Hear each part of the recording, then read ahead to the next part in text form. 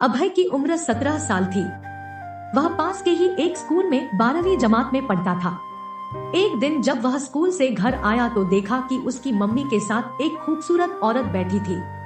वह औरत जवान थी और काफी पढ़ी लिखी भी लग रही थी। मम्मी ने अभय को बताया कि वह औरत साथ वाले घर में अपने पति के साथ रहने आई है। बातों ही बातों में जब पता चला कि माया नाम की वह खूबसूरत पड़ोसन इंग्लिश में एमए है, तो अभय की मम्मी ने बिना देर किए माया के यहाँ अभय का ट्यूशन लगवा दिया। अभय तो अपनी माया भाभी के पास पढ़ने के ख्याल से ही झूमने लगा था। अगले हफ्ते से अभय का ट्यूशन शुरू हुआ तो वह पढ़ने से ज्यादा माया भाभी पर नजरें टिका कर रखता था। हैरत की बात तो यह थी कि माया भाभी उसे कभी इस बात के लिए टोकती नहीं थी। वे कभी कॉपी पकड़ाने के बहाने उसके हाथों को छूती थी तो कभी उसे अपने करीब बिठाती थी। शुक्रवार का दिन था। अभय रोज की तरह माया भाभी के पास पढ़ने गया, पर भाभी तो कुछ बीमार दिख रही थी। उन्होंने अभय को बेडरूम में आकर पढ़ने के लिए कहा। जब अभय बेड पर बैठा पढ़ रहा था तो उसका ध्यान अपनी पढ़ाई पर कम और माया भाभी पर ज्यादा था। माया भाभी अचानक कराही तो अभय को लगा कि उनकी तबीयत बिगड़ रही है। वह उन्हें पानी पिलाने लगा तो उन्होंने गिलास उसके हाथ से लेकर पानी अपनी गर्दन पर उड़ेल लिया। उन्होंने अभय को पानी पोंछने के लिए कहा तो अभय उनकी बात मानकर वैसा ही करने लगा, पर माया भाभी की मंशा कुछ और ही थी।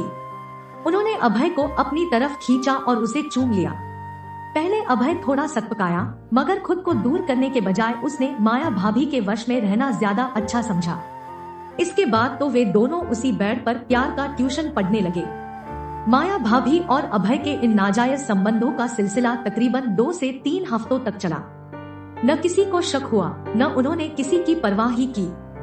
लेकिन एक दिन जब माया भाभी के पति दिनेश ऑफिस से बिना बताए जल्दी घर लौटे और उन्होंने डोरबेल बजाने से बेहतर अपने पास रखी चाबी से दरवाजा खोला तो चौंक गए।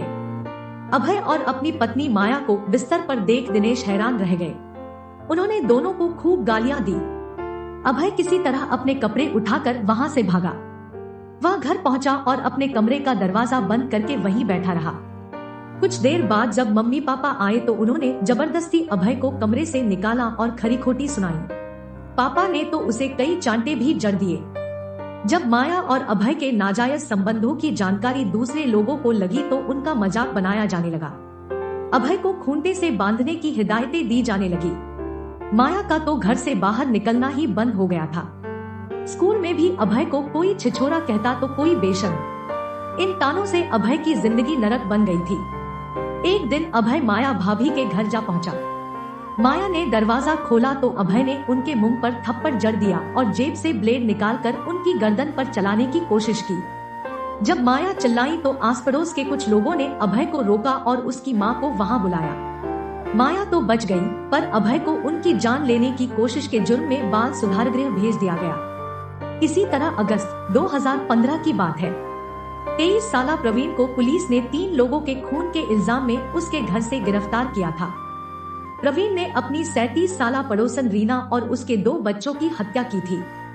हत्या की वजह भी यही थी कि रीना इन्हीं बातों से तिलमिलाए प्रवीण को पिछले 1 साल से जिस्मानी संबंध बनाने के लिए मजबूर कर रही थी। पर अब प्रवीण इस रिश्ते को खत्म करना चाहता था। रीना उसे ऐसा करने नहीं दे रही थी।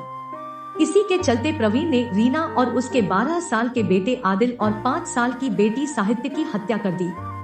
इस तरह के नाजायज संबंधों में अक्सर लड़के की उम्र औरत से छोटी होती है, पर आने वाले खतरों के शिकार वे दोनों ही किसी न किसी तरह से होते हैं। किसी औरत की उम्र ज्यादा होने के चलते उसके लिए ऐसे संबंध केवल मनोरंजन का जरिया मात्र हो सकते हैं। इसलिए जवान होते लड़कों को इनके आने वाले खतरों के बारे में सचेत रहना बहुत जरूरी है। दोस्तों, अगर आपको ये कहानी पसंद आई तो अपने दोस्तों को शेयर करें और अगर आप चैनल पर नए हैं तो नॉवल स्टोरीज को सब्सक्राइब करें और नोटिफिकेशन बेल दबाना न भूलें। अपना और अपने परिवार का ख्याल रखें। मिलते हैं नई कहानी के साथ, तब तक के लिए धन्यवाद।